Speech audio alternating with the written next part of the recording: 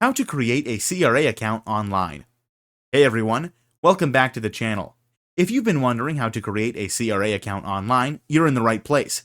In today's video, I'll walk you through the process step by step, so let's get started. First, open up your favorite browser and search for CRA account signup. From the search results, click on the first official CRA link. This will take you to the Canada Revenue Agency homepage that looks something like this. Now, scroll down and look for the option that says Register for a CRA My Account. Go ahead and click that. Here's something important to keep in mind.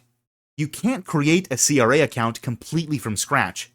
CRA accounts are meant for individuals or businesses that already exist in the CRA system.